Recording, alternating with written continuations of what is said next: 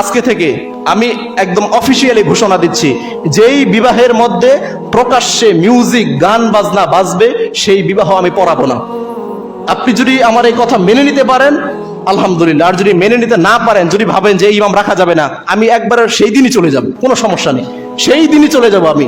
কারণ আমার রিজিকের ফাইসালা আকাশে অলরেডি হয়ে আছে। আল্লাহ বলছেন ওমা মিন দাব্বাতিন ফিল আরদি ইল্লা আলাল্লাহি রিজকুহা। আল্লাহ সুবহানাহু ওয়া তাআলা এই পৃথিবীর যত সৃষ্টিজীব আছে সমস্ত সৃষ্টিজীবের রিজিক দাতা হচ্ছেন তিনি।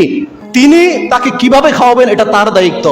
কাজেই আজকে থেকে এটা অফিসিয়ালি ঘোষণা দিলাম, যেই বিবাহের মধ্যে প্রকাশ্যে গান বাজনা বাজবে, যেই ছেলে প্রকাশ্যভাবে হারাম বিষয়বস্তুর সাথে সম্পৃক্ত থাকবে, এই বিবাহ আমি পড়াবো না, এই বিবাহে আমি যাব না। আমাকে যতই ইনভাইট করা হোক, যতই আমন্ত্রণ করা হোক, আমি যাব না। এই বিবাহ আপনি কার মাধ্যমে পড়াবেন আপনি পড়াই নিয়েন, কারণ আমি একজন মুসলিম সমাজের ইমাম, আমাকে আপনারা রেখেছেন মুসলিম সমাজের ইমাম হিসাবে।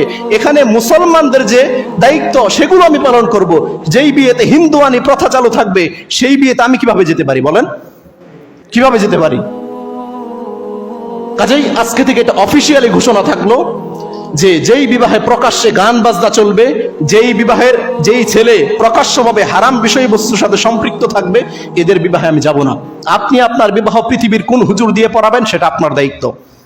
একজন ইমাম হিসাবে, মুসলিম সমাজের নেতা হিসাবে এই বক্তব্য আমি আজকে দিয়ে গেলাম। এরপরেও যদি মনে করেন যে আমার বিবাহে গান বাজনা বাজাতেই হবে, আমার বিবাহে অবাধ মেলামেশা চলবেই, আমার বিবাহে ওই নোংরামি পানা চলবেই, আমার বিবাহে হিন্দুয়ানি প্রথা চলবেই, সেটা আপনি কোন হুজুর দিয়ে পড়াবেন পড়াই নিন। আমার বক্তব্য আমি আজকে স্পষ্ট করে দিলাম।